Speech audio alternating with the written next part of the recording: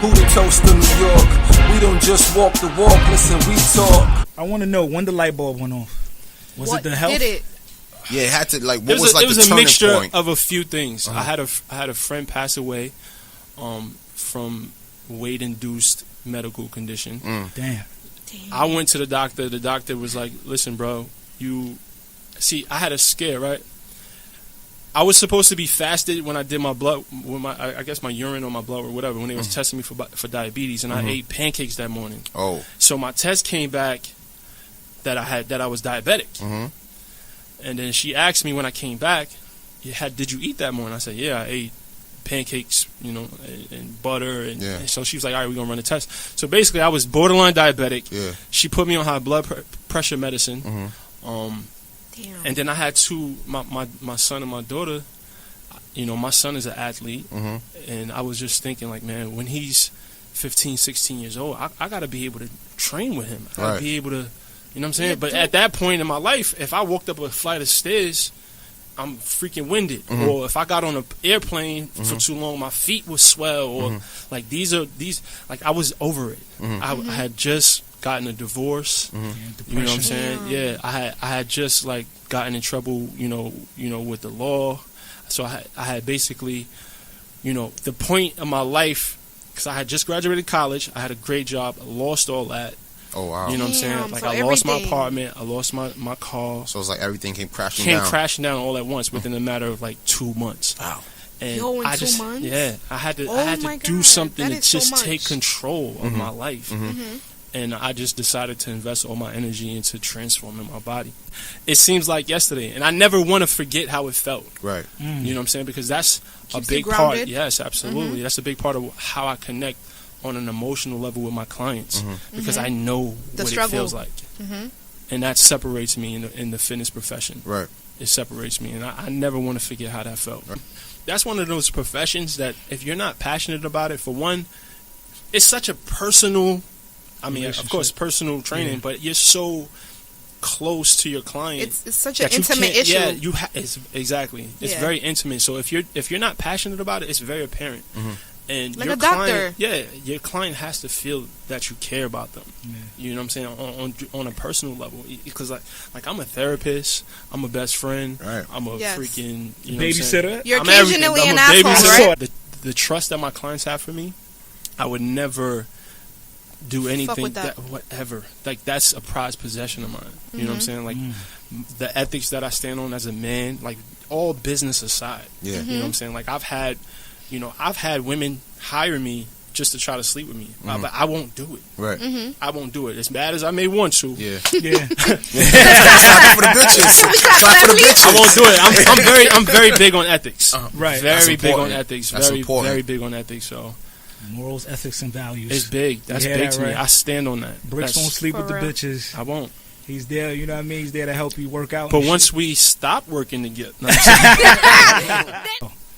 see, with fitness, I mean, there's always, not just with fitness, but anything in life, there's always excuses to lean on.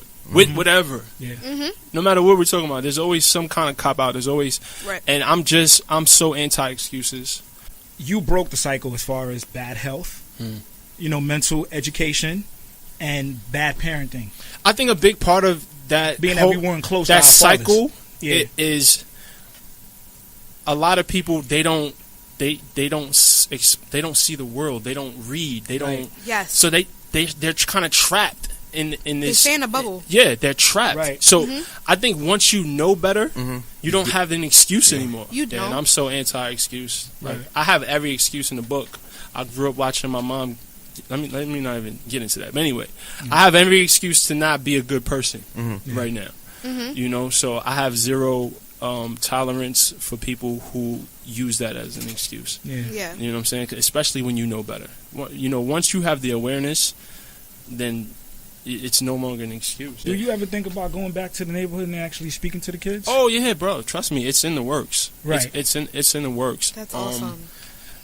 A big part of my mission is to educate the because we didn't grow up knowing how to eat healthy. Right. We didn't know.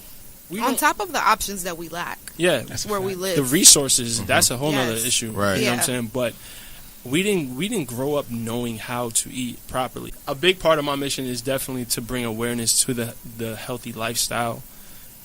To, bring that to the inner city, introduce that to the youth early.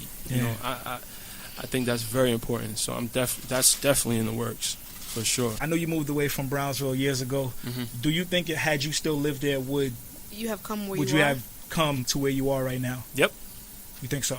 Absolutely, because my body was in Brownsville, but my mind was somewhere else. Yeah, that's a fact. You know what I'm saying? That's a fact. Absolutely. Yeah. I'm really big on energy. I'm really big on positive thoughts, and you can mentally be wherever you want to be.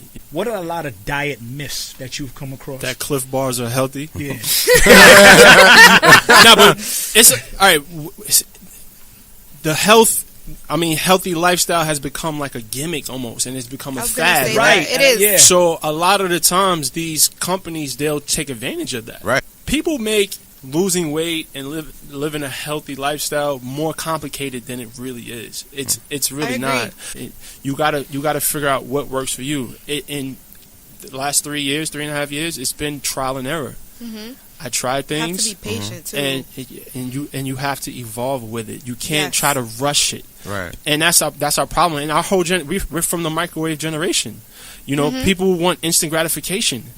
And shit, like him mentioning that, like it makes me even think about myself with that. That's some real shit. You can't walk into this expecting instant gratification because it doesn't work like that. And you want to approach it with the mindset like, all right, this may take a while.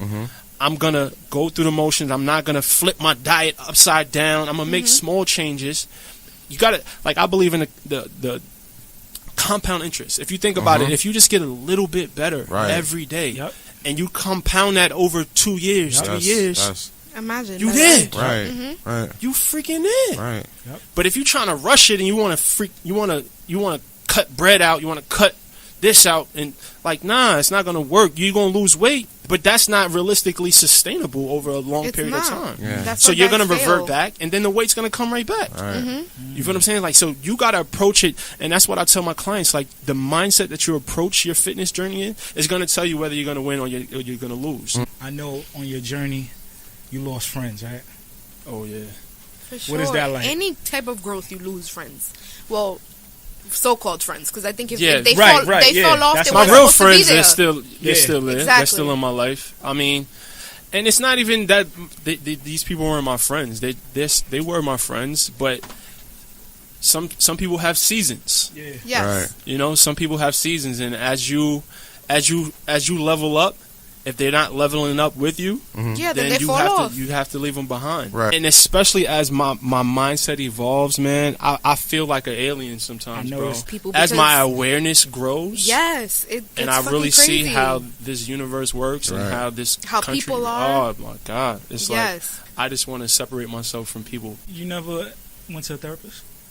I wanted to, I couldn't afford it because I didn't have any health insurance. Yeah, I that shit tried is because, pricey as bro, fuck. I've had a lot of mental instability Me too. in my life.